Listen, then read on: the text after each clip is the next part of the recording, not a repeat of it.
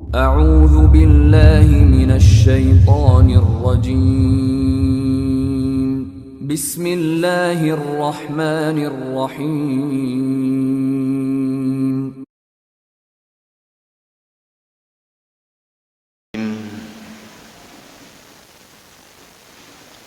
السلام عليكم ورحمة الله وبركاته.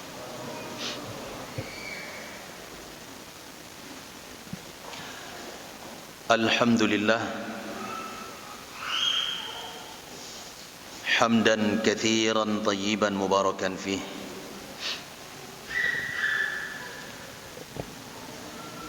كما يحب ربنا ويرضاه. أشهد أن لا إله إلا الله وحده لا شريك له، وأشهد أن محمدا عبده ورسوله صلى الله عليه وعلى آله وصحبه وسلم تسليما كثيرا. يقول ربنا جل وعز في كتابه الكريم: يا أيها الذين آمنوا اتقوا الله حق تقاته ولا تموتن إلا وأنتم مسلمون. أما بعد،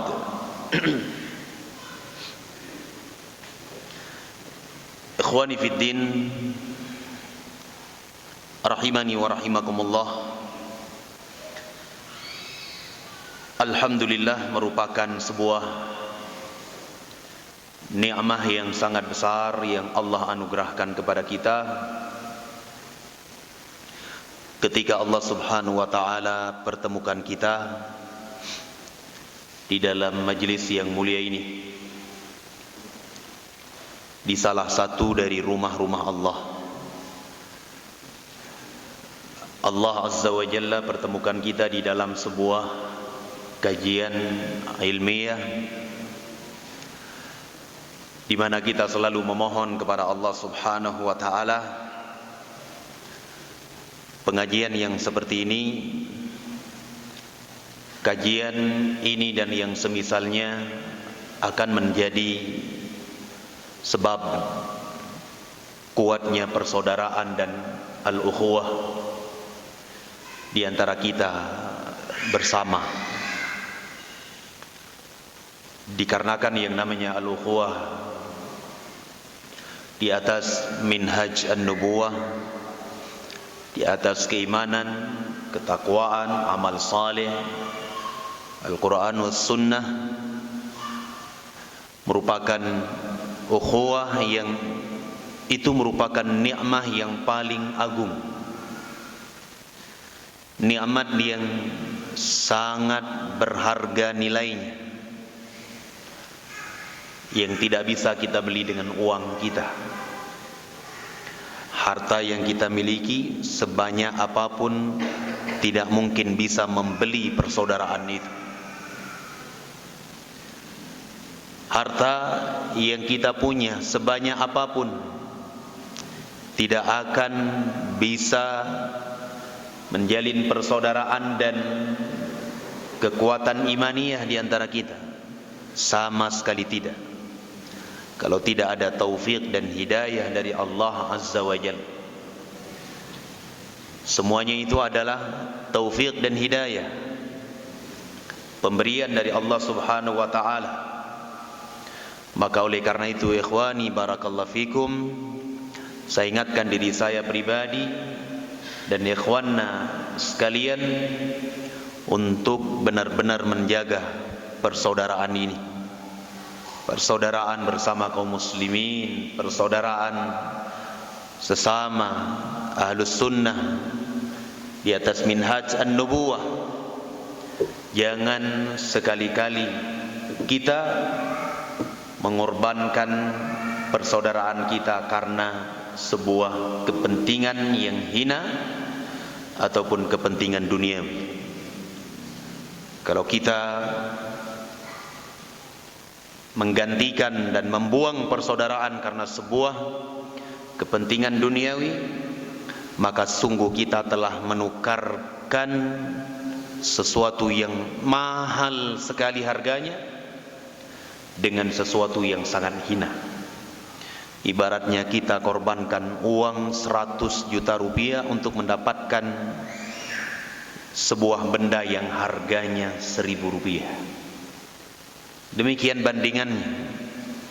Maka oleh karena itu jemaah yang dimuliakan oleh Allah, kita berharap dan kita mohon kepada Allah Subhanahu wa taala agar apa yang kita lakukan ini menjadi sebab kekuatan dan kokohnya persaudaraan di antara kita. Hadirin ikhwani fiddin, barakallahu fikum. Sebagaimana yang diumumkan dan diminta oleh panitia bahwa pagi hari ini kita akan mempelajari kitab Al-Usulul Thalatha, kitab yang kita membahas di dalamnya tentang 3 pokok atau 3 landasan yang mesti dikenal oleh setiap muslim maupun muslimah: mengenal Allah Azza wa Jalla, mengenal Rasulullah sallallahu alaihi wasallam, dan mengenal agama Islam dengan dalil. Sehingga jemaah yang dimuliakan oleh Allah, pembahasan yang akan kita bahas ini merupakan pembahasan yang tidak boleh seorang pun dari kalangan muslimin melainkan ia harus tahu dan harus mengenalnya. Karena ini berkaitan dengan tujuan ia diciptakan di muka bumi ini untuk ibadah. Seseorang tidak mungkin bisa beribadah dengan benar kalau dia tidak mengenal siapa hakikat Rabb yang dia sembah. Seseorang tidak mungkin beribadah ataupun menjalani tujuan ia diciptakan di dunia ini sampai ia mengenal Nabi Muhammad sallallahu alaihi wasallam, sang pembawa risalah dari Allah Azza wa Jalla. Dan seseorang enggak mungkin bisa beribadah kepada Allah Azza wa Jalla dengan ibadah yang sahihah sampai ia benar-benar mengenal agama Islam dengan sesungguh-sungguhnya. Apalagi jemaah yang dimuliakan oleh Allah Azza wa Jalla, 3 landasan yang kita akan pelajari ini berkaitan dengan pertanyaan 2 malaikat di dalam kubur. Seorang manusia nanti di dalam kubur akan ditanya oleh Allah Azza wa Jalla, man rabbuka, siapa Rabbmu? Wa man nabiyuka, siapa nabimu? Wa ma dinuka, dan apa agamamu? Ini 3 hal ini akan ditanya oleh Allah Azza wa Jalla. Yang lainnya pertanggungjawabannya itu di hadapan Allah di yaumul hisab. 3 hal ini yang ditanya di dalam kubur. Maka dari itu jamaah yang dimuliakan oleh Allah, hari ini ataupun di dunia ini kita diberikan kesempatan untuk terus mempelajari. Kita mengenal Allah Azza wa Jalla dengan pengenalan yang dekat, dengan pengenalan yang sebenar-benarnya. Bukan pengenalan cuma kita sekedar siapa yang kita sembah, Allah Tabaraka wa Ta'ala. Di balik itu kita tidak tahu. Tidak cukup jamaah yang dimuliakan oleh Allah. Maka dari itu, hadirin yang saya muliakan, kita mohon kepada Allah Azza wa Jalla agar Allah Azza wa Jalla memberikan taufiknya kepada kita, dan agar Allah Subhanahu wa Ta'ala memberi kepada kita kekuatan untuk kita bisa mempelajarinya sampai selesai. Meskipun tidak selesai di pertemuan kali ini, mungkin Allah Azza wa Jalla nanti akan berikan kepada kita, dan kita mohon kepada Allah semoga Allah Subhanahu wa Ta'ala permudahkan kita untuk mempelajari pembahasan ini. Baik jemaah yang saya muliakan, pembahasan kitab ini kita akan mulai dari beberapa poin ataupun muqaddimah yang insyaallah kita akan baca secara ringkas. Saya tidak terlalu melebar di dalam pembahasannya, mengingat ini adalah hal yang penting kita ambil dari pembahasan inti yang penting untuk kita mempelajarinya. Qala rahimahullahu ta'ala, bismillahirrahmanirrahim. Beliau Syekh Muhammad rahimahullah ta'ala memulai kitab beliau dengan Al-Basmalah, dengan bismillahirrahmanirrahim. Dan ini ada beberapa alasan kata para ulama. Yang pertama adalah dalam rangka mengikuti kitabullah Al-Quranul Karim, di mana Al-Quranul Karim pada setiap awal surahnya, dari suratul Fatihah sampai surah An-Nas, diawali dengan bismillahirrahmanirrahim, kecuali hanya satu surat saja, yaitu surah At-Taubah, Al-Bara'ah. Kalau kita lihat surah Al-Bara'ah ini, surat At-Taubah tidak dimulai dengan bismillahirrahmanirrahim. Wallahu ta'ala a'lam bissawab. Sebagian ulama mengatakan bahwa surat itu bagian dari surah An-Nahl. Dan ini adalah pembahasan khilaf di antara para ulama, fala hajata ilaina, yang kita mungkin tidak butuh di hari ini membahas panjang lebar tentang masalah itu. Kemudian juga dalam rangka mengikuti Nabi sallallahu alaihi wasallam, Nabi kita Muhammad di dalam surat menyurat beliau, ya, beliau selalu mengawalinya dengan bismillahirrahmanirrahim. Bahkan di dalam sebuah perjanjian yang ma'ruf antara beliau dengan kaum musyrikin yang dikenal dengan perjanjian Al-Hudaybiyah, di dalam makalah perjanjian tersebut Nabi alaihi salatu wasalam menulis bismillahirrahmanirrahim. Kemudian orang-orang musyrikin meminta untuk dihapus, ya, mereka minta untuk dihapus oleh Nabi sallallahu alaihi wasallam untuk sebuah maslahat. Di dalam Al-Qur'anul Karim, qul hadhihi sabili ad'u ila Allah ala basiratin ana wa man ittaba'ani. Kata Allah azza wa jalla, Allah berfirman, Allah perintahkan nabinya untuk mengatakan, wahai Muhammad, katakan wahai Nabi Muhammad, apa yang diperintahkan oleh Allah kepada Nabi untuk mengatakan? Hadhihi sabili, ini adalah jalanku. Maknanya apa? Ini adalah prinsipku, ini adalah metodeku. Nah, apa prinsip Nabi sallallahu alaihi wasallam? Ad'u ila Allah, aku menyeru kepada Allah Subhanahu wa taala. Aku berdakwah kepada Allah Azza wa Jalla ala basiratin ana wa man ittaba'ani, di atas basirah, di atas ilmu. Dan ini adalah prinsipku dan prinsip orang-orang yang mengikutiku, kata Allah. Sehingga jemaah yang dimuliakan oleh Allah, kita yang sudah tahu ilmu, itu kewajiban bagi kita untuk menyampaikan. Oh, saya tidak bisa, ya, sampaikan dari Nabi sallallahu alaihi wasallam walau ayat, meskipun satu ayat. Kita enggak mampu menyampaikan di hadapan kaum muslimin. Kita ada keluarga di rumah, ada istri, ada orang tua, ada anak.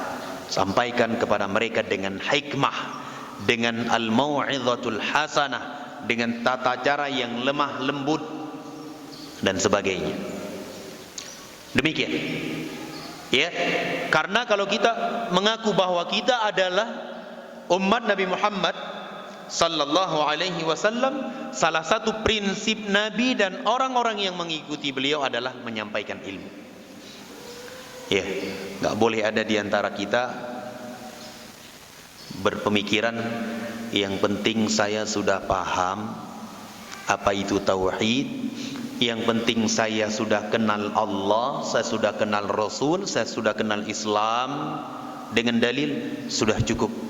Yang lainnya ya terserah. Gak bisa seperti itu. Di awal kita sudah dididik, sampaikan ilmu itu. Namun perlu diketahui, seorang yang menyampaikan ilmu itu, ia harus memiliki 3 bekal. Orang yang ingin menyampaikan ilmu, ada 3 bekal yang mau tidak mau dia harus tahu ini. Harus. Pertama, dia punya bekal ilmu dulu. Dan ilmu itu enggak akan datang sendirinya. Tidur di malam hari tiba-tiba ilmunya masuk. Iya, enggak ada itu. Ilmu apa namanya itu? Entahlah, terserah. Iya, harus dicari. Serius. Alhamdulillah hari ini Allah beri banyak kemudahan. Jangan cuma tunggu sebulan sekali datang dari Banda Aceh baru belajar. Jangan jamaah. Manfaatkan fasilitas yang ada. Ya. Manfaatkan fasilitas yang ada. Kita mau belajar kitab Ushulul Tsalatsah misalnya dari HP, itu ada semuanya urutan. Jadi asatidzah Ahlus Sunnati wal Jamaah ada semuanya. Tinggal kita mau apa enggak, itu aja. Harus ada apa? Bekal ilmu pertama. Kedua, orang yang menyampaikan ilmu itu dia harus tahu kaifiyah di dalam menyampaikan. Tata cara menyampaikan ilmu. Mana yang lebih penting dulu? Tentunya yang paling terpenting adalah tauhid. Itu dulu yang disampaikan. Adapun selain dari tauhid itu semuanya cabang. Salat, puasa, zakat, haji, keutamaan ini, keutamaan itu nanti. Ini dulu yang paling penting. Tauhid yang paling pertama. Rasul sallallahu alaihi wasallam ketika Allah perintahkan menyampaikan ilmu, yang paling pertama beliau sampaikan apa? Tauhid dulu. Seorang dai itu harus paham keadaan al-mad'u, orang yang ia seru itu. Harus tahu. Ada hal-hal yang terkadang enggak bisa dia sampaikan pada waktu itu. Dia harus tunda. Enggak semuanya harus disampaikan pada waktu itu. Enggak semuanya. Kadang kita terlalu semangat, disyukuri masya Allah semangatnya, tapi waktunya yang tidak tepat, malah menjadi apa? Menjadi kerusakan terhadap dakwah. Oleh karena itu jamaah yang saya muliakan, saudara-saudaraku ikhwani fiddin, ini 3 hal. Seorang dai ilallah azza wa jalla harus punya bekal. Punya ilmu, cara menyampaikan ilmu. Kemudian yang ketiga adalah harus tahu keadaan orang yang disampaikan ilmu. Baik, sudah poin yang ketiga. Kemudian poin yang keempat adalah as-sabru 'alal adzafi. Setelah berilmu, mengamalkan ilmu, menyampaikan ilmu, yang keempat adalah sabar. Bersabar di dalam gangguan, di atas gangguan. Nah, ini sempurna sekali disebutkan oleh beliau jemaah. Dalam artian orang yang menuntut ilmu itu ujiannya banyak. Orang mengamalkan ilmu ujiannya besar. Orang yang menyampaikan ilmu ujiannya lebih besar lagi. Sehingga ketiga hal itu butuh sabar. Butuh yang namanya kesabaran. Kalau kita nggak sabar, kita udah mundur jemaah. Harus ada kesabaran. Sabar di dalam menuntut ilmu. Keluar dari rumah, terkadang banyak hal yang merintangi. Banyak duri yang ada di jalan yang harus kita lewati. Dari permasalahan rumah tangga kita, bisnis dan usaha kita yang harus kita tinggalkan. Ya. Demikian pula di dalam mengamalkan ilmu, berat sekali bertentangan dengan hawa nafsu. Berat sekali. Di dalam menyampaikan ilmu juga demikian. Rintangan, cobaan, ujian. Ya. Tidak seperti kita berjalan di jalan yang lurus tidak punya hambatan. Enggak seperti itu. Ada rintangan-rintangan yang harus kita lewati dan kita harus bersabar di atasnya. Baik. Nah, jemaah yang dimuliakan oleh Allah Subhanahu wa taala, empat hal yang kita sebutkan tadi, pentingnya ilmu, beramal dengan ilmu, menyampaikan ilmu, kemudian bersabar di atas semua ujian dan rintangan. Itu Allah kumpulkan keempat perkara itu di dalam sebuah surah di dalam Al-Quranul Karim. Coba lihat. Ya. Surat tersebut adalah di dalam suratul Asr. Di dalam surah Al-Asr. Allah Azza wa Jalla berfirman, "Wal 'asr", demi masa. Ya, di sini Allah bersumpah dengan salah satu dari makhluk-makhluknya, yaitu waktu, masa. Kata Abdullah bin Mas'ud radhiyallahu taala anhu, tidaklah Allah Azza wa Jalla bersumpah dengan salah satu dari makhluk-makhluknya melainkan itu karena kemuliaan makhluk tersebut dan keutamaannya. Allah bersumpah dengan waktu. Ini menunjukkan bahwa waktu itu adalah sesuatu yang paling mulia. Waktu adalah sesuatu yang sangat berharga.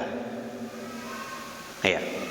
Dan Allah Subhanahu wa taala boleh bersumpah dengan apa saja dari makhluk-makhluknya. Boleh. Tidak dengan kita.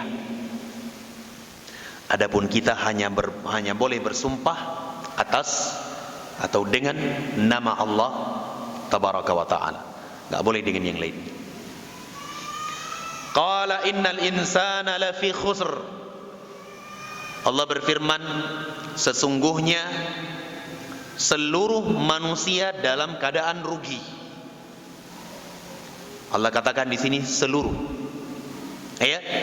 Karena al-alif wal lam pada kalimat al-insan ini di dalam bahasa Arab dinamakan dengan alif lam al-istighraqiyah.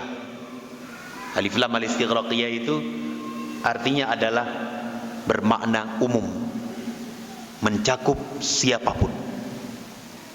Siapa saja masuk ke dalam ayat ini tanpa kecuali. Ya, mau ia seorang raja atau rakyat, mau dia punya jabatan atau tidak, semuanya masuk ke dalam ayat ini. Demi masa, sesungguhnya seluruh manusia dalam keadaan rugi, kata Allah. Setelah itu Allah sebutkan 4 pengecualian. Ya. Pengecualian yang dikecualikan oleh Allah Subhanahu wa taala adalah 4 hal yang kita sebutkan tadi. Ilmu, beramal, berdakwah, bersabar. Ada di dalam. Mereka yang selamat dari kerugian. Mereka yang Allah selamatkan dari kerugian yang mutlak. Apa kata Allah? Yang pertama, illalladzina amanu, kecuali orang-orang yang beriman. Nah, kata para ulama, orang-orang yang beriman yang dimaksud di sini adalah orang-orang yang berilmu. Yang dimaksud dengan orang-orang yang beriman di dalam ayat ini adalah orang-orang yang berilmu. Lah, mengapa? Mengapa yang dimaksud dengan ayat ini orang-orang yang beriman di sini adalah orang-orang yang berilmu? Dijawab oleh para ulama, diterangkan oleh para ulama, karena keimanan itu enggak mungkin bisa terwujud, tidak mungkin bisa terrealisasi kecuali dengan adanya ilmu. Enggak mungkin seseorang bisa beriman kepada Allah Azza wa Jalla dengan sesungguhnya kalau dia enggak punya ilmu. Ya. Makanya para ulama mengatakan illal ladzina amanu adalah orang yang berilmu, karena keimanan itu enggak mungkin bisa terwujud pada diri seseorang kalau ia tidak punya ilmu. Ini dalil untuk poin yang pertama, pentingnya al-ilmu. Kedua, wa amilus salihat. Yang kedua adalah mereka yang beramal dengan amalan soleh, selamat dari kerugian. Siapa yang dimaksud dengan orang-orang yang beramal soleh di sini? Maksudnya adalah mereka yang beramal dengan ilmu mereka. Ini poin kedua, beramal dengan ilmu. Ya, mengapa demikian jemaah yang dimuliakan oleh Allah? Karena sebuah amalan, ya, tidaklah dikatakan amalan soleh kecuali amalan tersebut didasari ilmu Al-Quran was sunnah. Kalau enggak dikatakan amalan soleh. Saya beramal dengan amalan soleh tapi enggak sesuai ilmu, itu bukan amal soleh namanya. Ya, yang namanya amalan soleh itu adalah amalan yang sesuai dengan cahaya ilmu dari Allah Tabaraka wa Ta'ala dan dari bimbingan Rasulnya. Itulah beramal dengan ilmu. Yang ketiga, wa tawasau bil haqq. Mereka adalah orang yang saling berwasiat di dalam kebenaran. Ini dalil untuk poin yang ketiga, berdakwah di jalan Allah Azza wa Jalla, menyampaikan, menasihati. Jamaah yang dimuliakan oleh Allah, Islam ini tidak mungkin bisa tegak kecuali dengan at-tawasi bil haqq, upaya saling nasihat menasihati di dalam kebenaran, menyampaikan ilmu, berdakwah di jalan ilmu kepada ilmu. Ini dalil untuk yang ketiga. Kemudian yang keempat, wa tawasau bis sabr. Mereka saling berwasiat, ya, dengan kesabaran. Bersabar. Sabar di dalam menuntut ilmu, sabar di dalam beramal, sabar di dalam menyampaikan ilmu, kemudian sabar, ya, terhadap ketiga-tiganya, seluruhnya. Nah, ini jamaah yang dimuliakan oleh Allah Subhanahu wa Ta'ala, mau tidak mau kita harus menjalaninya. Qala Asy-Syafi'i rahimahullahu ta'ala. Berkata al-Imam Asy-Syafi'i rahimahullahu ta'ala. Ada yang tahu nama al-Imam Asy-Syafi'i? Muhammad ibnu Idris Asy-Syafi'i.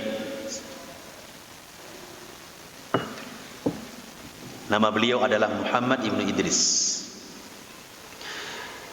Ya, beliau salah seorang ulama yang nasab beliau itu bersambung dengan Nabi kita Muhammad sallallahu alaihi wa ala alihi wa sahbihi wasallam. Beliau adalah Al-Hashimi Al-Qurashi, berasal dari suku Quraisy, satu kabilah dengan Nabi. Kemudian di dalam Quraisy itu ada kabilah yang paling mulia, Banu Hashim. Itulah sukunya Nabi sallallahu alaihi wasallam, dan beliau berasal dari suku Rasulullah sallallahu alaihi wasallam. Kata Imam Syafi'i, "Lau ma anzalallahu hujjatan ala khalqihi illa hadhihi surata lakafathum." Beliau mengomentari ayat yang kita baca tadi. Mengomentari surah Al-Asr. Kata beliau, kalau seandainya Allah Azza wa Jalla tidak menurunkan hujjah, dalil atas hambanya, illa hadhihi surata lakafathum, kecuali surat Al-Asr ini saja, niscaya cukup untuk mereka. Ya. Apa maknanya di sini? Apakah surat Al-Asr itu cukup untuk semua ibadah, amalan, akidah dan yang lainnya? Bukan itu maksudnya. Maksudnya adalah, ya, surat Al-Asr ini kafiyatun lil khalq, mencukupi bagi makhluk ini di dalam hasungan untuk berpegang teguh kepada Allah Subhanahu wa taala dengan keimanan. Cukup mendorong manusia untuk beramal saleh. Cukup mendorong manusia untuk menyampaikan ilmu, dan mencukupi bagi manusia untuk menghasung mereka agar mereka senantiasa bersabar. Ya. Untuk senantiasa bersabar di atas ujian dan cobaan. Itu maknanya. Ini ada beberapa hal yang dikritik oleh para ulama, bahwa riwayat yang diterangkan oleh beliau, "Law ma anzalallahu hujjatan ala khalqihi illa hadhihi surah lakafathum." Ya. Ini beliau sebutkan secara makna saja. Adapun yang diterangkan oleh Al-Imam Ibnu Katsir rahimahullahu taala tentang ucapan Al-Imam Syafi'i adalah, beliau katakan, "Law ma anzalallahu hujjatan ala akhi ala law tadabbara an-nas hadhihi surah lawasi'atuhum." Kalau seandainya manusia mau mentadabburi surat Al-Asr itu, maka niscaya cukup bagi mereka. Maknanya sama. Ya. Oleh karena itu, jamaah yang dimuliakan oleh Allah Azza wa Jalla, kita harus punya semangat untuk berilmu, beramal, berdakwah, kemudian semangat di dalam bersabar. Qala, beliau melanjutkan lagi, wa qala al-Bukhari rahimahullah, berkata al-Imam al-Bukhari. Siapa nama al-Imam al-Bukhari rahimahullah? Muhammad?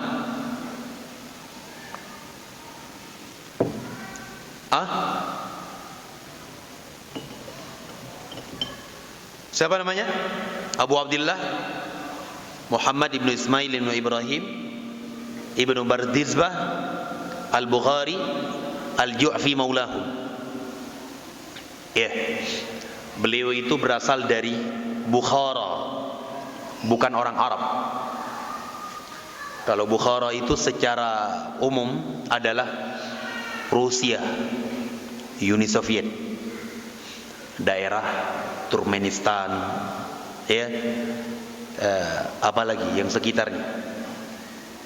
Nah, kita kalau melihat orang-orang Turkmenistan ini, jamaah yang dimuliakan oleh Allah, luar biasa, cerdas, hafalannya kuat, hafalannya kokoh, qawi. Kalau kita melihat mereka menghafal, luar biasa, pintar-pintar.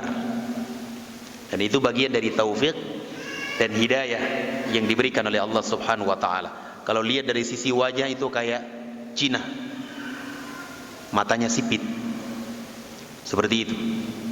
Kalau di Yaman itu, di Markiz, banyak orang-orang Turkmenistan. Orang Turkmenistan itu banyak, Rusia dan negara-negara bagiannya. Qala Al-Imam Al-Bukhari rahimahullahu taala menyebutkan sebuah bab di dalam kitab sahih beliau. Kata Al-Imam Al-Bukhari, bab al-ilmu qabla al-qawli wal amal. Bab pentingnya berilmu sebelum berucap dan beramal. Sebelum berkata dan beramal, ilmu dulu. Sebelum kita menyampaikan, sebelum kita beramal, kita harus punya bekal ilmu dahulu. Jangan berkata dulu baru cari dalil. Ketika dalilnya enggak ada, akhirnya diambil dalil yang tidak cocok lalu dicocok-cocokkan. Akhirnya jadi ya ilmu cocok logi. Barakallahu fikum. Jangan jamaah. Ini prinsip kita. Prinsip kita kata Al-Imamul Bukhari rahimahullah, berilmu sebelum berucap dan beramal. Kita ingin mengamalkan, ada ilmu enggak ini? Ada bimbingan tidak? Ada bimbingan, amalkan. Kalau tidak ada bimbingan, kita stop dulu sampai ada kejelasan. Demikian agama kita mengajarkan kita, mendidik kita. Nah, wad dalilu qauluhu ta'ala, dalilnya adalah firman Allah Azza wa Jalla, fa'lam annahu la ilaha illallah wastaghfir li dhanbi. Al-Imam Al-Bukhari membawakan dalil dari surah Muhammad ayat yang ke-19. Allah berfirman, fa'lam, ketahuilah, berilmulah, annahu la ilaha illallah, dan ini adalah ucapan ya, bahwa tidak ada sesembahan yang berhak disembah melainkan Allah. La ilaha illallah saja kita harus punya ilmu tentangnya, sehingga kita enggak ikut-ikutan saja. Kemudian wastaghfir li dzambik, dan minta ampunanlah untuk atau terhadap dosa-dosa. Dan ini amal. Sebelum berucap, sebelum beramal, ilmu dahulu. Nah, fabada'a bil ilmi qabla al qawli wal amal, maka hendaknya seseorang memulai dengan ilmu sebelum ia berucap dan sebelum ia beramal. Dari sini jamaah yang dimuliakan oleh Allah, selesai kita dari muqaddimah yang pertama. Karena kitab ini ada 3 muqaddimah, beliau pilah-pilah dan semuanya penting. Kita baru pertama nih, belum masuk intinya. Nah, qala, kita baca lagi. I'lam rahimakallah annahu yajibu ala kulli muslimin wa muslimatin ta'allumu thalathi hadhihi al-masail wal 'amalu bihinna. Ya. Ketahuilah, semoga Allah merahmatimu, bahwasanya wajib atas setiap muslim dan muslimah mempelajari 3 hal dan beramal dengannya. Jemaah yang dimuliakan oleh Allah, kenapa beliau beri mukaddimah ini? Karena sebelum kita masuk ke poin inti, kita harus punya bekal dulu. Harus ada bekal untuk masuk ke dalamnya. Ibarat kita membuka sebuah pintu, harus ada kunci di dalam untuk kita membukanya. Makanya beliau sebutkan mukaddimah. Nah, di dalam fakrah yang kedua ini, beliau katakan kepada kita ada 3 perkara yang wajib kita kenal, kita pelajari dan beramal dengannya. Al-ula, yang pertama, annallaha khalaqana wa razaqana wa lam yatrukna hamala bal arsala ilaina rasula wa man ata'ahu dakhalal jannah wa man asahu dakhalan nar. Yang pertama adalah sesungguhnya Allah Subhanahu wa taala telah menciptakan kita dan memberi kepada kita rizki. Bahkan Allah Azza wa Jalla telah mengutus kepada kita seorang Rasul. Inti dari poin yang pertama ini adalah kewajiban bagi kita untuk berittiba', mengikuti Rasulullah sallallahu alaihi wasallam. Itu intinya. Tadi kita sebutkan apa? Ada 3 hal yang wajib kita kenal. Pertama apa? Kewajiban mengikuti Nabi Muhammad sallallahu alaihi wasallam. Makanya beliau katakan, walam yatrukna hamala. Allah tidak membiarkan kita begitu saja setelah diciptakan. Kemudian kita diberi rizki, diberi makan oleh Allah Azza wa Jalla. Allah tidak biarkan kita hidup seperti layaknya kehidupan hewan ataupun binatang, tidak. Allah utus untuk kita seorang rasul untuk kita taati dan ikuti. Ya. Dan beliau mengatakan, "Faman ata'ahu dakhalal jannah." Barang siapa mentaati Rasulullah sallallahu alaihi wasallam, maka dia akan masuk ke dalam surga. Wa man asahu dakhalan nar. Dan barang siapa bermaksiat kepada Nabi Muhammad sallallahu alaihi wasallam, maka ia akan masuk ke dalam neraka. Poin pertama saya simpulkan, kewajiban untuk mentaati Rasulullah sallallahu alaihi wa ala alihi wa sahbihi wasallam. Bisa difahami ini ya? Nah, kalau bisa difahami kita baca dalilnya. Qala wad dalilu qauluhu ta'ala. Dalilnya adalah firman Allah Subhanahu wa ta'ala. Inna arsalna ilaikum rasulan syahidan alaikum kama arsalna ila fir'auna rasula fa'asa fir'aunur rasula fa'akhadnahu akhdan wabila. Coba perhatikan baik-baik. Allah berfirman, sesungguhnya kami telah mengutus kepada kalian seorang rasul sebagai saksi atas kalian, atas ucapan kalian, amalan, perbuatan kalian. Siapa rasul yang diutus oleh Allah kepada kita? Nabi Muhammad sallallahu alaihi wasallam. Kama arsalna ila fir'auna rasula. Sebagaimana pula kami telah mengutus seorang rasul kepada Fir'aun. Siapa jemaah? Musa ibnu Imran sallallahu alaihi wasallam. Lalu kata Allah, fa'asa fir'aunur rasula. Namun Fir'aun bermaksiat kepada rasulnya, kepada Nabi Musa alaihi salatu wassalam, maka kami pun mengadab Fir'aun dengan adab yang sangat pedih. Nah, di mana sisi pendalilan ayat ini menerangkan kepada kita tentang wajibnya kita mentaati Rasulullah sallallahu alaihi wasallam. Ayat ini berbicara tentang Fir'aun. Kata para ulama, Allah Azza wa Jalla mengutus kepada kita seorang rasul tujuannya untuk ditaati. Sama juga sebagaimana Allah mengutus Musa kepada Fir'aun supaya Fir'aun dan kaumnya taat kepada Musa. Tapi Fir'aun justru bermaksiat kepada Nabi Musa. Akhirnya Allah adab Fir'aun. Maka demikian pula dengan umat ini. Sama keadaannya dengan umat Muhammad. Allah utus kepada mereka Rasul untuk ditaati, untuk dijadikan panutan. Kalau mereka tidak mau menjadikan Nabi Muhammad sebagai panutan di dalam akidah, di dalam ibadah, di dalam muamalah, di dalam adab dan akhlak dan sebagainya dari aspek kehidupan syariat ini, maka umat Muhammad ini juga akan diadab seperti Allah mengadab Fir'aun karena pembangkangannya. Paham sisi pendalilannya?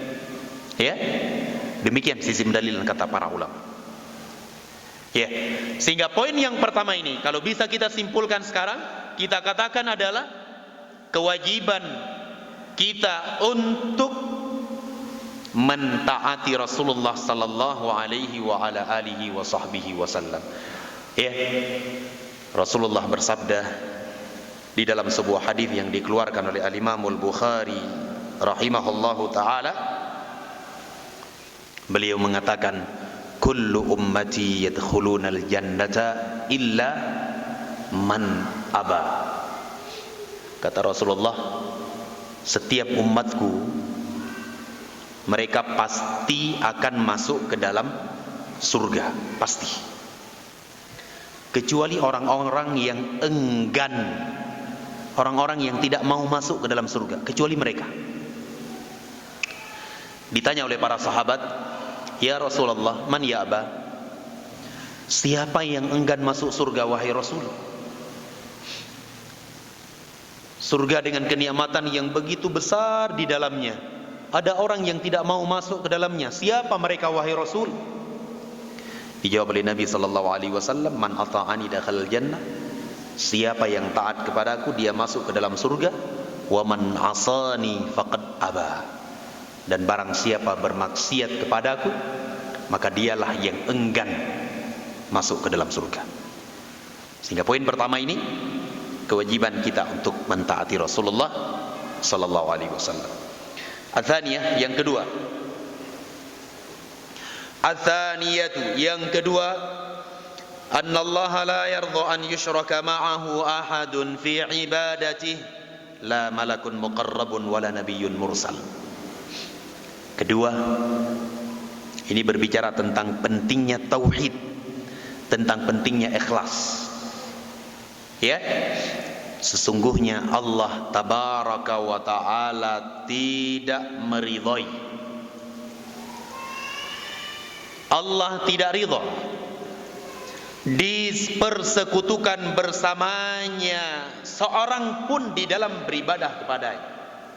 Maknanya apa jemaah?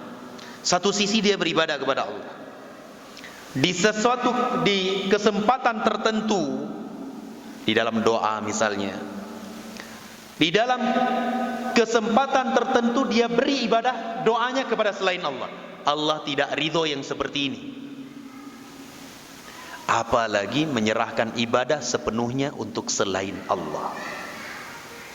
Ya, ibadah solatnya tulus untuk Allah, puasanya tulus untuk Allah. Tapi di dalam kesempatan tertentu, di dalam doanya, dia menyimpang. Dia beri ibadahnya untuk selain Allah. Ketika rumahnya terbakar misalnya, dia berteriak, "Ya Syekh Abdul Qadir Jailani, padamkan api yang membakar rumah saya." Istighatsah. Atau dengan makna-makna yang semisal jemaah. Dia menyerahkan doanya kepada selain Allah Azza wa Jalla. Atau dia berdoa melalui perantara. Nah ini yang dimaksud dengan annal, dia berdoa kepada selain Allah Subhanahu wa ta'ala. Allah tidak ridho yang seperti ini karena ini merupakan kesyirikan. Apalagi menyerahkan ibadah sepenuhnya untuk selain Allah.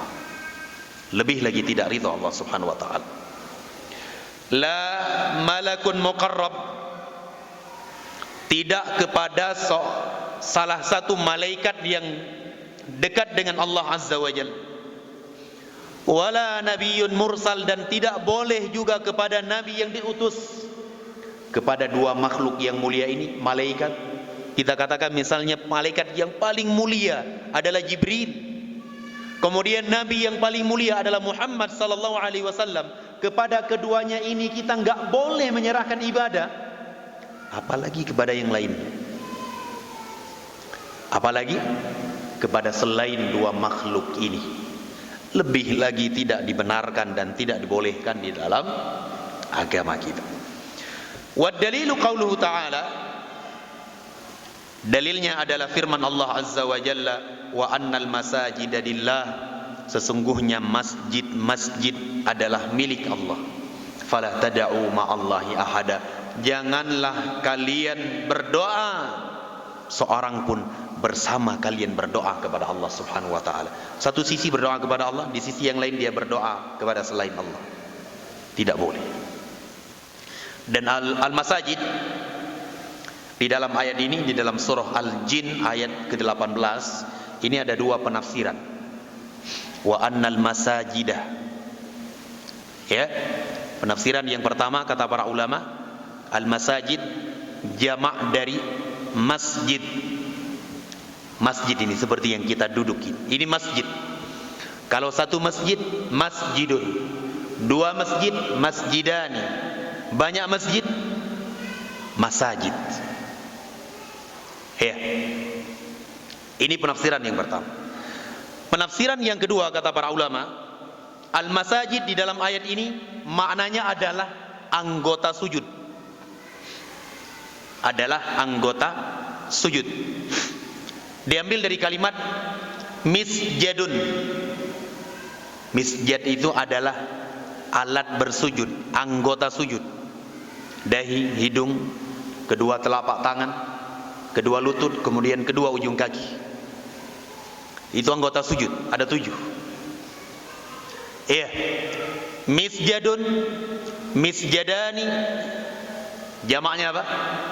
Masajid. Lu kok sama? Ya kata orang Arab seperti itu. Iya. Orang Arab bilangnya seperti itu. Bagaimana membedakan? Itu sesuai dengan konteks kalimat. Sesuai dengan konteks sebuah kalimat. Baik. Ini poin yang kedua. Kesimpulannya poin yang kedua itu menjelaskan tentang kewajiban mentauhidkan Allah. Kewajiban beribadah hanya untuk Allah tabaraka wa taala. Dan itulah makna dari kalimat la ilaha illallah. Ya. Selesai kita dari poin yang kedua. Pertama, kewajiban taat kepada Nabi. Yang kedua, kewajiban untuk mengikhlaskan ibadah hanya untuk Allah Azza wa Jalla. Dan kita baca yang ketiga. Qala ats-tsalitsat. Dan ini prinsip jemaah. Ya. Prinsip.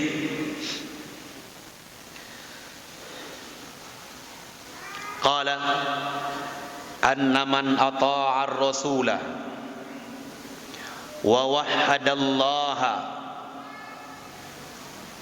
la yajuzu lahu muwalatu man haddallaha wa rasulah walau kana aqraba qaribin. Beliau mengatakan barang siapa mentaati Rasul dan mentauhidkan Allah Subhanahu wa taala, maka tidak boleh bagi orang tersebut memberikan loyalitas, memberikan kecintaan kepada orang-orang yang membenci Allah dan Rasulnya, walaupun orang yang membenci Allah dan Rasul tersebut adalah kerabat ia yang paling dekat sekalipun. Ini prinsip. Poin yang ketiga ini menjelaskan tentang al-wala wal bara. Al-wala wal bara. Ya, ini prinsip di dalam agama kita jemaah. Kita yang mengaku bertauhid kepada Allah, kita yang mengaku ya mengikuti Nabi SAW, kita harus tanamkan prinsip tidak boleh mencintai orang-orang kafir, tidak boleh. Yang mereka jelas-jelas membenci Allah dan Rasulnya. Tidak benar di dalam agama kita. Ya. Cuma para ulama di sini mereka menyebutkan ada beberapa perincian. Ada kecintaan seorang muslim terhadap orang kafir yang akan mengeluarkan seseorang dari Islam, dan ada yang tidak mengeluarkan seseorang dari Islam. Kita harus pilah-pilah dan harus dipahami dengan benar, dan tidak boleh kita menyamakan semuanya.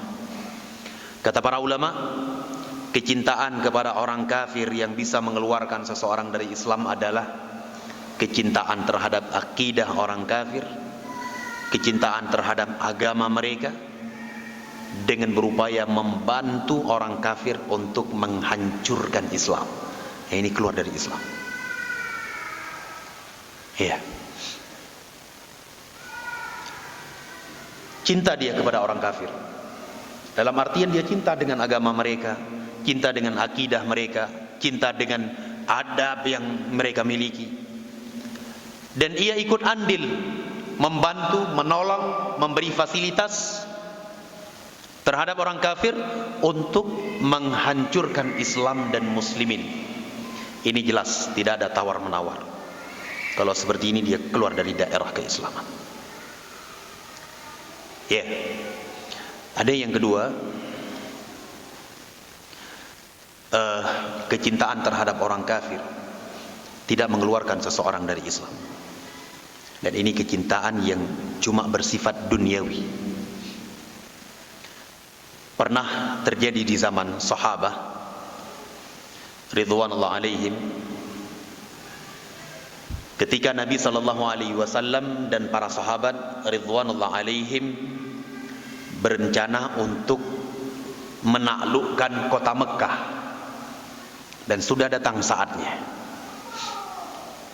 Nabi mengatur rencana untuk penaklukan kota Mekah, ingin datang dengan senjata yang lengkap dan menyerang Mekah dan merebut Mekah dari tangan musyrikin. Ya. Ketika Nabi SAW merencanakan itu, ada seorang sahabat yang beliau ikut hijrah bersama Nabi, dan beliau bukan penduduk Mekah. Beliau orang yang datang dari luar Mekah. Beliau masih ada keluarga di Mekah, Ibnu Abi Balta'ah. Ibnu Abi Balta'ah. Beliau menulis sepucuk surat yang beliau tujukan surat itu untuk keluarga beliau, sekedar pemberitahuan bahwa Nabi ingin menaklukkan kota Mekah. Beliau tujuannya apa? Supaya keluarga beliau tidak ikut menjadi korban. Ya, bahwa Rasul datang dengan kekuatan besar di bawah pertolongan Allah Azza wa Jalla. Khawatir itu beliau. Beliau serahkan surat itu kepada seorang wanita, kemudian wanita itu membawa surat tersebut. Di tengah perjalanan Allah Azza wa Jalla mengabarkan kepada nabinya bahwa ada seorang wanita yang sedang membawa surat yang isinya seperti yang kita gambarkan tadi. Tujuannya adalah ke Mekah. Nabi SAW mengutus beberapa orang pemuda waktu itu, termasuk Ali bin Abi Thalib radhiyallahu anhu, untuk mengejar wanita itu dan dapat ketemu. Kemudian diminta, serahkan surat yang kau bawa itu kepada kami. Ya, wanita itu mengatakan, aku tidak membawa apapun. Kata Ali bin Abi Thalib, serahkan atau kami akan merampas dan mengambilnya. Akhirnya diserahkan surat itu oleh wanita tersebut, dibawa ke hadapan Nabi SAW. Ketika dibuka oleh Rasul SAW, ternyata yang menulisnya adalah Ibnu Abi Balta'ah. Dipanggil oleh Nabi, ditegur oleh Nabi SAW, apa maksudnya ini? Dia menjawab, wahai Rasul, keluarga saya tidak ada yang menjaga. Keluarga saya tidak ada yang menjaga mereka di sana. Karena memang orang Arab kabilahnya kuat, kekuatan kesukuannya itu kuat sekali. Sedangkan beliau datang dari luar Mekah, bukan orang Mekah, nggak ada keluarga, nggak ada suku di situ, nggak ada kabilah. Beliau takut keluarganya nanti kenapa-napa. Cinta terhadap mereka dari sisi apa? Dunia saja. Sampai-sampai Umar bin Al-Khattab radhiyallahu taala anhu mengatakan waktu itu, "Da'ni ya Rasulullah adribu unuqa hadzal rajul." Wahai Rasul, biarkan ku penggal leher orang ini. Dan Umar enggak ada basa-basi, memang orangnya seperti itu. Minta dipenggal, dilarang oleh Nabi sallallahu alaihi wasallam. Syahid di sini apa? Nabi alaihi salatu wasallam masih menganggap Ibnu Abi Balta'ah sebagai seorang muslim mukmin namun berdosa. Namun beliau berdosa. Nah, di sini jemaah yang dimuliakan oleh Allah, kita harus ketahui bahwa tidak semua kecintaan terhadap orang kafir itu mengeluarkan seseorang dari daerah keislaman. Baik, kita baca dalil. Allah Azza wa Jalla berfirman, la tajidu qauman yu'minuna billahi wal yaumil akhir. Engkau wahai Nabi Muhammad tidak akan pernah mendapati sebuah kaum yang mereka beriman kepada Allah Azza wa Jalla dan beriman kepada yaumul akhir. Engkau tidak akan pernah dapati mereka yuwadduna man haddallaha wa rasulah. Mereka itu memberikan kecintaan terhadap orang-orang yang membenci Allah dan Rasulnya. Enggak akan pernah dapat. Sampai hari kiamah kita mencari orang yang beriman kepada Allah dan yaumul akhir dengan sesungguhnya, kita enggak akan dapati mereka itu memberi loyalitasnya terhadap orang kafir. Tidak akan pernah. Jadi kalau ada orang yang hari ini cinta terhadap orang kafir, bukan Islam dia yang disalahkan, tapi memang ia orang yang bermasalah dengan keimanannya. Bukan Islam yang disalahkan. Ada orang Islam, ia memberikan loyalitas kepada orang kafir, cinta terhadap orang kafir, senang dengan ibadah orang kafir, terkadang sampai harus dijaga,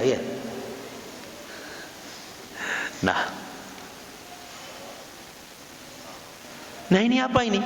Seperti ini. Kan ada itu orang Islam seperti itu. Bukan Islamnya yang salah, orangnya yang harus diluruskan. Keimanannya yang gak beres.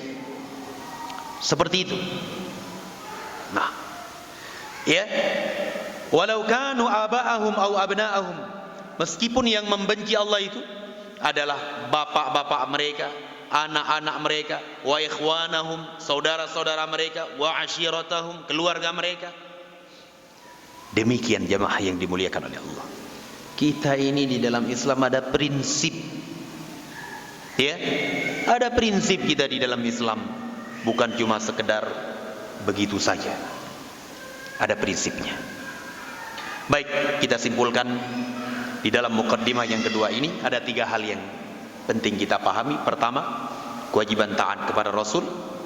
Yang kedua, kewajiban mentauhidkan Allah Azza wa Jalla. Yang ketiga adalah wajibnya kita menjaga sifat cinta dan benci,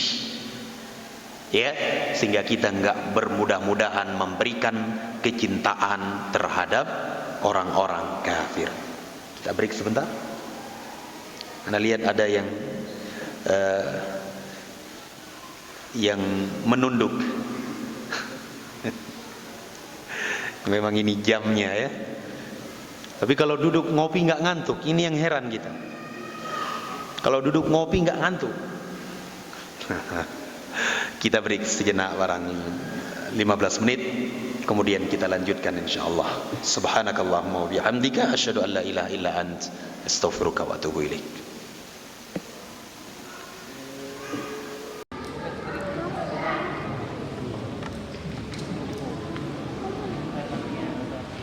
Alhamdulillah,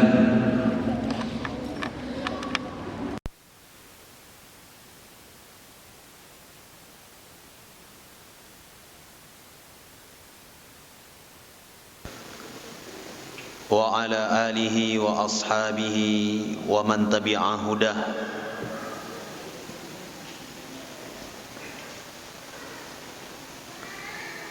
Ashhadu an la ilaha illallah wahdahu la syarika lah, wa ashhadu anna Muhammadan abduhu wa rasuluh, sallallahu alaihi wa ala alihi wa sahbihi wa sallama tasliman katsira. Yaqulu rabbuna tabaraka wa ta'ala, ya ayyuhalladzina amanu taqullaha haqqa tuqatih wa la tamutunna illa wa antum muslimun, amma ba'd. Hadirin saudara-saudaraku kaum muslimin yang dimuliakan oleh Allah, insyaallah taala kita akan kembali melanjutkan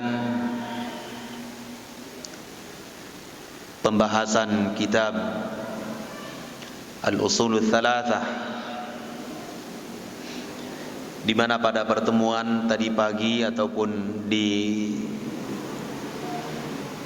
jam yang pertama kita sudah membaca Al-Muqaddimah dari Syekh rahimahullahu ta'ala, dan insyaallah kita akan memasuki fakrah yang ketiga. Kemudian setelah itu kita akan masuk ke inti dari pembahasan. Yaqulu rahimahullahu ta'ala wa huwa Syekh Muhammad, i'lam arsyadakallahu li ta'atih. Ketahuilah, semoga Allah subhanahu wa ta'ala membimbingmu untuk senantiasa taat kepadanya. Makna arsyadakallah adalah beristiqamah di jalan yang benar, beristiqamah di jalan yang lurus yang Rasul sallallahu alaihi wasallam beserta para sahabat berada di atasnya. Li ta'atihi, di dalam ketaatan kepada Allah azza wa jalla, yaitu di dalam mencocoki kebenaran, menyesuaikan diri dengan Al-Quran dan Sunnah Nabi alaihi salatu wassalam. Thumma qala rahimahullah, kemudian beliau mengatakan, annal hanifiyata, sesungguhnya al-hanifiyah, millata Ibrahim, yang itu merupakan agama Nabi Ibrahim alaihi salatu wassalam, adalah an ta'budallaha wahdahu mukhlishan lahuddin, yaitu engkau beribadah kepada Allah subhanahu wa ta'ala satu-satunya dengan mengikhlaskan agama hanya untuk Allah tabaraka wa ta'ala. Nah, sekarang kita ingin membahas tentang Al-Hanifiyah. Mungkin ada di antara kita yang belum pernah mendengar Al-Hanifiyah itu apa. Al-Hanifiyah itu secara bahasa adalah menuju. Artinya adalah yang menuju kepada Allah azza wa jalla dan berpaling dari segala sesuatu selain Allah subhanahu wa ta'ala. Itulah yang dinamakan dengan Al-Hanifiyah. Sehingga secara umum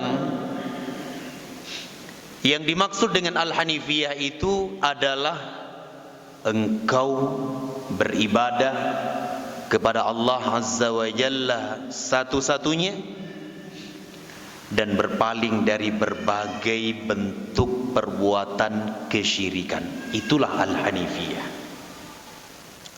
Ya. Dan Al-Hanifiyah ini, jemaah yang dimuliakan oleh Allah, merupakan misi dakwah para nabi dan para rasul secara keseluruhan. Mulai dari rasul yang pertama sampai rasul yang terakhir, Nabi kita Muhammad sallallahu alaihi wasallam, misi dakwah mereka itu sama. Apa itu? Al-Hanifiyah. Apa itu Al-Hanifiyah? Al-Hanifiyah itu adalah beribadah hanya kepada Allah Azza wa Jalla, dan menjauhi segala bentuk peribadatan kepada selain Allah. Ini misi dakwah para nabi dan para rasul secara keseluruhan, termasuk Nabi kita Muhammad sallallahu alaihi wasallam. Qala wa bidzalik, dan dengan al-hanifiyah itulah amarallahu jami'an nas, Allah Azza wa Jalla memerintahkan seluruh manusia, wa khalaqahum laha, dan Allah menciptakan mereka untuk tujuan al-hanifiyah. Allah menciptakan kita di bumi, di muka bumi ini tujuannya apa? Al-hanifiyah.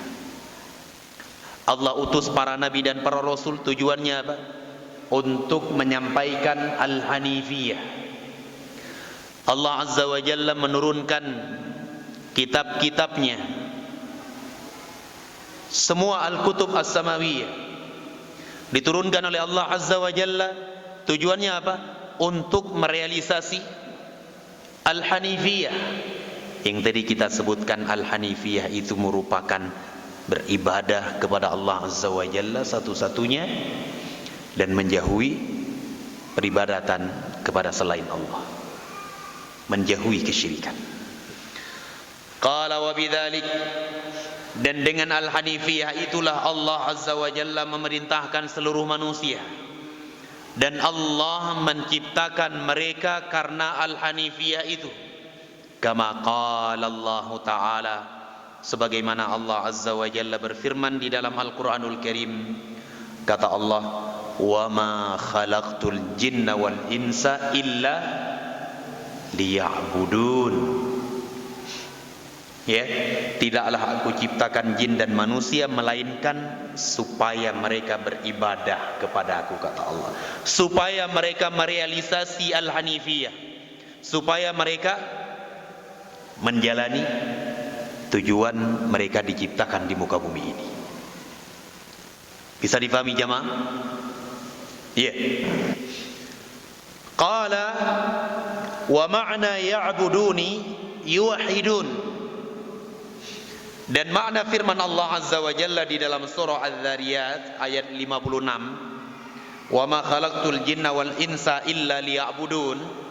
Ya, liya'budun maknanya adalah yuwahhidun, supaya mereka mentauhidkan aku, kata Allah. Jadi kalau kita boleh menyimpulkan, kita ini diciptakan oleh Allah Azza wa Jalla, tujuannya adalah al-hanifiyah. Apa itu al-hanifiyah? Al-hanifiyah itu adalah ibadah hanya kepada Allah.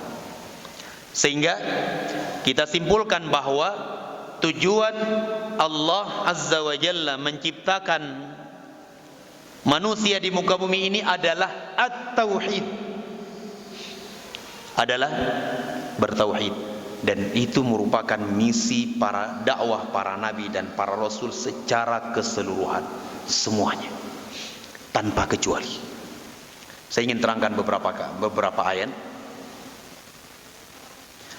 Allah berfirman di dalam Al-Quranul Karim, di dalam surah Al-Anbiya ayat 25, Allah berfirman, wa ma arsalna min qablika min rasul illa nuhi ilaihi annahu la ilaha illa ana fa'budun.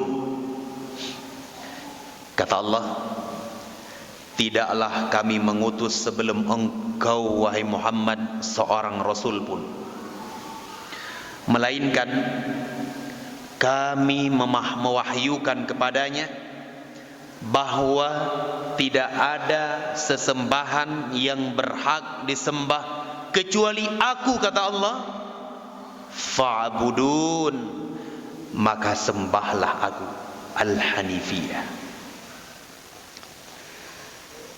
Di dalam ayat yang lain, Allah Azza wa Jalla juga berfirman, kata Allah Azza wa Jalla, "Wa laqad arsalna fi kulli ummatin rasula an ya'budullaha wajtanibut taghut." Sungguh kami telah mengutus untuk setiap umat seorang rasul. Tujuannya apa? Al-Hanifiyah, supaya mereka beribadah kepada Allah Azza wa Jalla satu-satunya dan menjauhi peribadatan kepada at-taghut. Sehingga jemaah yang dimuliakan oleh Allah, di hari yang mulia ini kita kembali diingatkan lagi bahwa tujuan kita diciptakan di dunia ini adalah ibadah, al-hanifiyah. Silahkan kita mau mencari nafkah karena itu sebuah kepentingan untuk penghidupan kita, silahkan. Jangan lupa kita diciptakan untuk ibadah. Silahkan kita mau berposisi sebagai apa di tengah masyarakat, silahkan, selama tidak menyelisihi syariah. Namun kita harus sadar dan ingat bahwa Allah Azza wa Jalla menciptakan kita di muka bumi ini adalah Al-Hanifiyah, ibadah untuk bertauhid. Kita harus sadar itu. Jangan sampai kesibukan kita di muka bumi ini, baik kita berkebun, baik kita bekerja sebagai ataupun dengan sesuatu yang lainnya, melupakan kita dari tujuan utama kita diciptakan di muka bumi ini. Jemaah yang dimuliakan oleh Allah Subhanahu wa taala, kita ini sebagai manusia tidak diciptakan oleh Allah Azza wa Jalla untuk tujuan sia-sia, tidak. Allah tidak ciptakan kita untuk cuma sekedar kita keluar di pagi hari bekerja mencari nafkah, sore hari kita pulang, malamnya tidur, besok pagi kita bangun pergi lagi, kerja lagi, ya, sepanjang hari, malam istirahat lagi, besoknya pergi lagi. Bukan untuk ini Allah ciptakan kita. Kita harus ingat bahwa semua yang kita kerjakan akan ada pertanggungjawaban di hadapan Allah, akan ada. Nanti pertanggungjawabannya, bukan hari ini. Ketika ruh kita sudah keluar dari badan, baru awal pertanggungjawaban tersebut kita harus buktikan di hadapan Allah Subhanahu wa taala terhadap apa yang kita lakukan. Nah ini jemaah yang dimuliakan oleh Allah, diingatkan kita tentang tujuan kita diciptakan oleh Allah Subhanahu wa taala di muka bumi ini.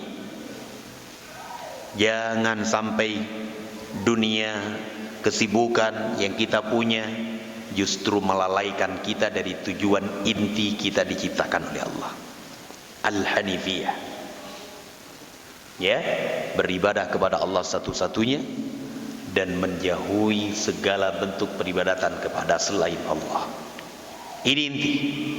Kalau kita tahu hakikat kehidupan kita, kita akan berjalan dengan baik, jemaah. Kemanapun kita pergi, apapun yang kita lakukan, kita kembali bahwa tujuan saya diciptakan oleh Allah di muka bumi ini adalah wa ma khalaqtul jinna wal insa illa liya'budun. Baik. Sehingga dari sini beliau simpulkan, kata Syekh Muhammad Ibn Abdul Wahhab rahimahullahu ta'ala, beliau mengatakan, wa a'lamu ma amarallahu bihi tauhid huwa ifradullahu bil ibadah. Kata beliau, sebagai kesimpulan dari pembahasan tadi, kesimpulan dari ayat yang kita baca, wa ma khalaqtul jinna wal insa illa liya'budun, dan beberapa ayat yang lainnya adalah, kata beliau, perkara yang paling besar yang Allah Azza wa Jalla perintahkan dengannya adalah at-tauhid, adalah at-tauhid. Kata beliau, tauhid itu adalah ifradullah bil ibadah, mengesahkan Allah Subhanahu wa taala di dalam ibadah. Ini penyebutan dari beliau adalah definisi tauhid secara khusus pada inti permasalahan. Walaupun memang tauhid itu bermakna luas. Saya terangkan sedikit secara ringkas. Tauhid secara bahasa maknanya adalah ja'alus syai' wahidan, menjadikan sebuah perkara itu esa, tunggal. Itu tauhid secara bahasa. Diambil dari kalimat apa? Wahada yuwahidu tauhidan. Ya, kalau pernah belajar sorof, paham ini insyaallah. Fa'ala yufa'ailu taf'ilan, wahada yuwahidu tauhidan. Artinya adalah ja'alus syai' wahidan, menjadikan sesuatu perkara itu esa, tunggal, tidak ada duanya. Ini secara bahasa. Paham ya? Adapun secara istilah tauhid itu adalah ifradullah subhanahu wa ta'ala bima yakhtassu subhanah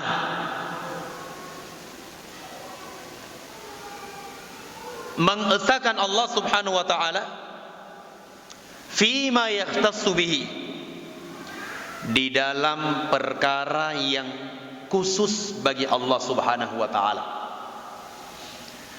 Apakah itu kekhususan Allah di dalam hal rububiyah, perbuatan Allah menciptakan, memiliki, mengatur, atau kekhususan Allah di dalam hal ibadah, atau kekhususan Allah di dalam urusan nama-nama dan sifat-sifat Allah. Itu tauhid. Saya ulangi lagi ya, jangan sampai keluar dari majelis ini masih ada orang yang nggak paham dari kita yang tidak paham tauhid.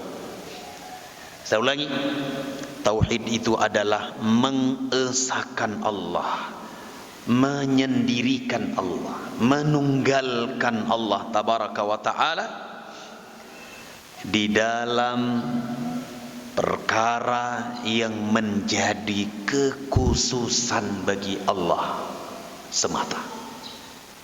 Kita sebutkan tadi ada 3 kekhususan Allah di dalam rububiyah, perbuatan Allah. Apa saja perbuatan Allah? Menciptakan, memiliki, mengatur, menghidupkan, mematikan. Ya, itu semuanya bagian dari perbuatan Allah. Kita harus sendirikan Allah dalam hal itu. Kita harus tunggalkan Allah dalam hal itu. Satu. Kedua, juga kekhususan Allah di dalam bab ibadah. Di dalam bab ibadah. Ibadah yang nampak seperti salat, puasa, zakat, infak, sedekah, ya, atau ibadah yang tidak nampak, amalan hati, khusyuk, raghbah, warahbah, yang nanti semuanya kita akan terangkan di dalam kitab ini. Ya, semuanya untuk Allah Azza wa Jalla. Ketiga, termasuk dari kekhususan Allah adalah di dalam hal nama-nama dan sifat-sifat Allah, tidak ada yang serupa dengan Allah Subhanahu wa taala. Faham ini ya? Ini yang dinamakan dengan tauhid. Baik. Sehingga jemaah yang dimuliakan oleh Allah, dari sini kita bisa menyimpulkan bahwa tauhid itu terbagi menjadi 3 bagian. Menjadi 3 bagian. Sebagian saudara-saudara kita muslimin bertanya, kalian membagikan tauhid menjadi 3, dalilnya mana? Mana dalilnya pembagian tauhid itu menjadi 3? Ya, kalau cari dalil khusus, datang ayat khusus, hadis khusus, Allah dan Rasul mengatakan tauhid terbagi tiga, itu nggak ada, nggak dapat. Kita buka Al-Quran dari awal sampai akhir, nggak ada Allah mengatakan tauhid itu terbagi tiga, rububiyah, uluhiyah, asma wa sifat, nggak dapat. Jadi dalilnya apa? Dalilnya jamaah yang dimuliakan oleh Allah adalah istiqra'ul ulama wa tila'uhum li kitabillahi wa sunnati rasulih sallallahu alaihi wasallam. Dalilnya adalah para ulama membaca kitabullah dan sunnah hadisnya. Para ulama mentelaah Al-Quran dan sunnah Nabi, kemudian mereka beri kesimpulan-kesimpulan. Tujuannya apa? Untuk memudahkan kaum muslimin di dalam memahami tauhid. Dan ini bukan hal yang baru. Di masa para ulama ussalaf sudah ada yang yang telah membagikan tauhid ini. Cuma dalam kalimat yang lain dan maknanya beda. Tauhid al-ma'rifah wal itsbat. Ya, tauhidul ma'rifah, tauhid al-itsbat, sudah ada itu. Ya. Sama halnya, saya kasih contoh yang lain. Kita di dalam belajar fikih itu ada yang namanya qawaid al-fiqhiyah. Ada yang namanya kaidah-kaidah fikih. Ya apa tidak?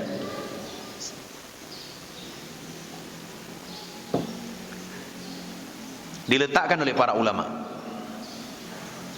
Contoh kaidah fikih ya adalah al-mahdhu' ad-darurah tubihul mahdzurat. Keadaan yang darurat itu membolehkan sesuatu yang dosa. Seseorang berada di hutan misalnya, kehabisan bekal, tidak ada makanan yang ia makan untuk menyambung kehidupannya, nggak ada lagi.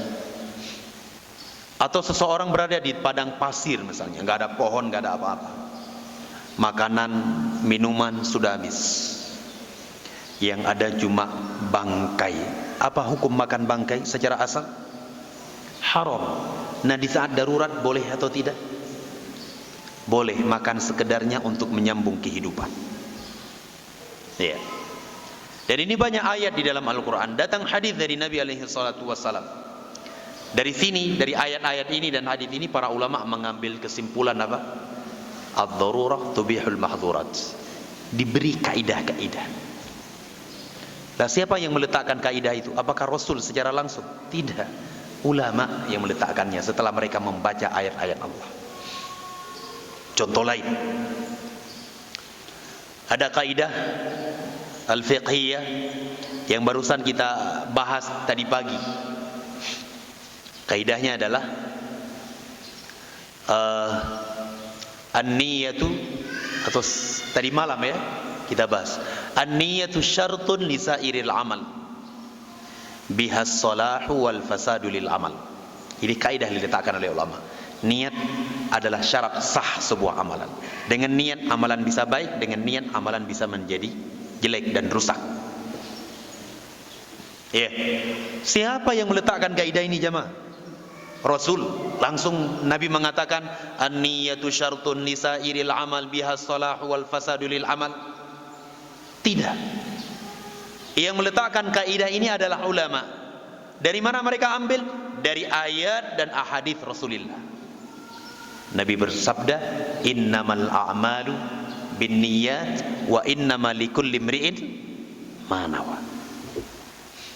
Dan masih banyak kaidah-kaidah yang lainnya. Nah, ada kaidah para ulama mengatakan ad-dararu yuzal, yang darurat itu harus dihilangkan. Darurah, yang memudaratkan itu harus dihilangkan. Dalilnya apa? Nabi mengatakan la darara wa la dirar. Demikian. Atau di dalam pembahasan bahasa Arab, di dalam pembahasan bahasa Arab, Kalau kita belajar bahasa Arab, kita nggak bisa lepas dari yang namanya isim, fi'il, huruf. Iya apa tidak? Iya. Siapa yang membuat itu? Apa Rasulullah mengatakan ada isim, ada fi'il, ada huruf? Ada? Nggak ada. Ulama nahwu membaca Al-Quranul Karim sebagai sumber nahwu yang paling kuat. Al-Quran dibaca, ya. Dan juga bahasa orang Arab tempo dulu dibaca, dikaji, didalami. Akhirnya mereka membuat kesimpulan-kesimpulan, buat kaidah-kaidah. Ada isim, ada fi'il, ada huruf. Ya, ada pembahasan babul i'rab, ya, ada pembahasan bab ini al-marfu'at, ada bab al-mansubat, ada bab al-majruran, membaca ahadits Rasulullah, ya. Lalu mereka membuat kesimpulan-kesimpulan untuk memudahkan muslimin di dalam memahami tauhid. Itu aja tujuan. Nah, ini bid'ah seperti ini. Berarti yang belajar qawaid fiqhiyah itu semuanya bid'ah. Baik, kembali ke pembahasan kita. Dari sini kita bisa simpulkan bahwa tauhid itu terbagi menjadi 3 bagian.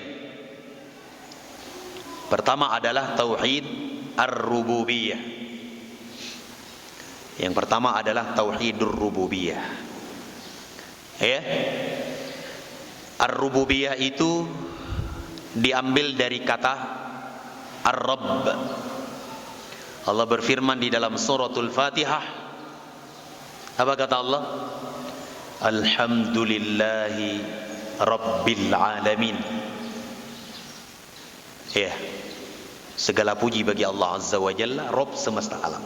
Ar-Rabb itu maknanya adalah Al-Khaliq yang menciptakan, Al-Malik yang memiliki, Al-Mudabbir yang mengatur. Itu nama masuk ke dalam makna Ar-Rabb. Al-Mudabbir ini cakupannya luas, mengatur, menghidupkan, mematikan, memberi rizki, memberi manfaat, memberikan musibah, bala, mengangkatnya, masuk ke dalam. Sehingga dari sini para ulama menyebutkan bahwa tauhidur rububiyah itu maknanya adalah ifradullah subhanahu wa ta'ala bi af'alihi subhanahu, mengesahkan Allah subhanahu wa ta'ala dengan mengesahkan Allah subhanahu wa ta'ala terhadap perbuatan Allah subhanahu wa ta'ala. Apa saja? Menciptakan, memiliki, mengatur. Tidak ada yang menciptakan kecuali Allah. Tidak ada yang memiliki alam semesta ini beserta isinya kecuali Allah. Tidak ada yang mengatur alam semesta ini beserta isinya kecuali Allah tabaraka wa ta'ala. Itulah yang dinamakan dengan tauhid ar-rububiyah. Kita harus esahkan Allah subhanahu wa ta'ala di dalam ar-rububiyah. Baik, 12.29 nih. Saya tadi mikirnya jam 11. Allahul musta'an. Baik, saya sebutkan secara ringkas. Yang kedua tauhid al-uluhiyah. Apa itu tauhidul uluhiyah? Nah, ini yang diterangkan oleh Syekh tadi. Ifradullahu bil ibadah, mengesahkan Allah subhanahu wa ta'ala di dalam ibadah. Ini yang menjadi inti dari pembahasan kita nanti. Sedangkan yang ketiga adalah tauhidul asma was sifat. Ya, tauhid tentang nama-nama dan sifat-sifat Allah tabaraka wa ta'ala. Insyaallah pertemuan berikutnya nanti biiznillah ta'ala kita akan sambung dan kita upayakan selesai insyaallah. Pertemuan ini bahas muqaddimah, yang akan datang insyaallah kita bahas intinya biiznillah ta'ala. Baik, mungkin ada hal-hal yang mau disampaikan dan ditanyakan. Nah, mungkin ditulis saja ya. Ada sisa waktu sekitar 10 menit. sebelum kita akhir.